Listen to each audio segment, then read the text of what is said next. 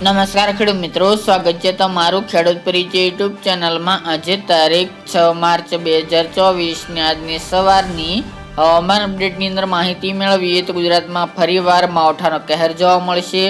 10 થી 13 માર્ચ વચ્ચે ગુજરાતમાં ફરીવાર માવઠાના વરસાદને લઈને આગાહી, તો તેની સંપૂર્ણ માહિતી મેળવીશું। આ સાથે જ આગામી દિવસ દરમિયાન ગુજરાતનું હવામાન કેવું જોવા મળશે, ગરમી, તાપમાન અને ઠંડીની પણ માહિતી આપણે આ વિડીયોની અંદર મેળવીશું। ચેનલમાં નવા હોય તો ચેનલને સબસ્ક્રાઇબ કરી દેજો અને વિડીયોને લાઈક આપીને શેર કરી દેજો।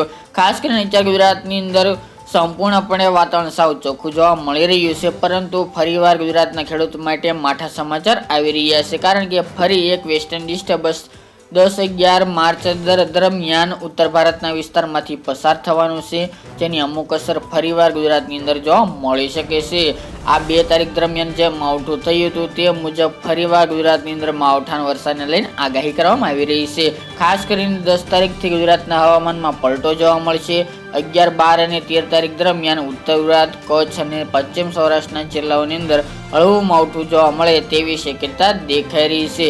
અત્યારની વેધર મોડેલ પ્રમાણે વાત કરવા જઈએ તો આ સિસ્ટમ વધુ અસર ગુજરાતને નહીં કરે, પરંતુ ચોક્કસપણે ગુજરાતની અંદર હળવું માવઠું જોવા મળે તેવી સંભાવના ઊભી થઈ જોવા મળી રહી છે। આ વેસ્ટર્ન ડિસ્ટર્બન્સ ઉત્તર ભારતના વિસ્તારને તો અસર કરશે જ, સાથે ગુજરાતના મોટાભાગના વિસ્તારો જેમાં ઉત્તર ગુજરાતની અંદર સાબરકાંઠા, બનાસકાંઠા, પાટણ અને મહેસાણાના તમામ સેન્ટરોની અંદર હળવા સામાન્ય વરસાદી ઝાપટા પડે તેવું અનુમાન છે। કચ્છના નલિયા, ભુજ, ભચાઉ, રાપર, ધોળાવીરા, અડેસર, લોધરાની સહિતના વિસ્તારો તેમજ પશ્ચિમ સૌરાષ્ટ્રના વિસ્તારો જેમાં મોરબી છે, સુરેન્દ્રનગરના અમુક ભાગો, જામનગર, કાલાવડ, જામજોધપુર તેમજ જામખંભાળિયા, દ્વારકા, ઓખા, પોરબંદર, કાલાવડ સહિતના ભાગોની અંદર પણ આ સિસ્ટમ અસર કરે તેવી શક્યતા રહેલી છે। તો ખાસ ખેડૂત ભાઈને ધ્યાન દોરવાનું એ છે કે ફરી ગુજરાતની અંદર 10 થી લઈને 13 તારીખ દરમિયાન વેસ્ટર્ન ડિસ્ટર્બન્સની અસર જોવા મળશે, જેના કારણે મોટાભાગના વિસ્તારની અંદર માવઠું જોવા મળે તેવી શક્યતા રહેલી છે।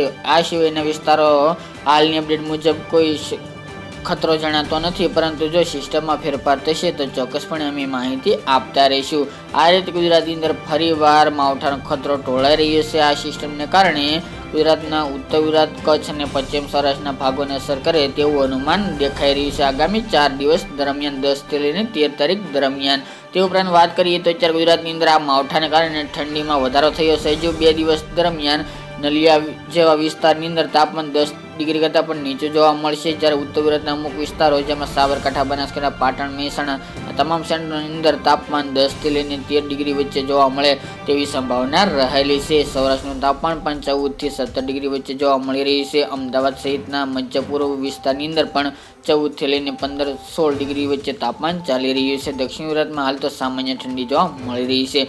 આવી રીતે જે તાપમાન નલિયા તેમજ ઉત્તર ગુજરાતના વિસ્તારની અંદર નીચે તાપમાન હજુ 2 દિવસ સુધી જોવા મળે તેવી સંભાવના છે। બપોર દરમિયાન મહત્તમ તાપમાન દરરોજ 1 ડિગ્રી વધે તેવી સંભાવના રહેલી છે। હજુ ગુજરાતની અંદર 2 દિવસ હળવી ઠંડી જોવા મળી શકે છે અને ઉત્તર ગુજરાત અને કચ્છમાં ભારે ઠંડી જોવા મળે તેવું અનુમાન છે। બાકી ફરીવાર ઠંડીમાં ઘટાડો જોવા મળશે અને હવે દરરોજનું તાપમાન 1 ડિગ્રી વધે તેવું અનુમાન હાલની અપડેટ મુજબ જાણવા મળી રહ્યું છે। તો મિત્રો, આ અત્યારની સવારની મહત્વની હવામાન અપડેટ, ફરી એકના વિડીયો સાથે મળીશું। આજ માટે આટલું જ।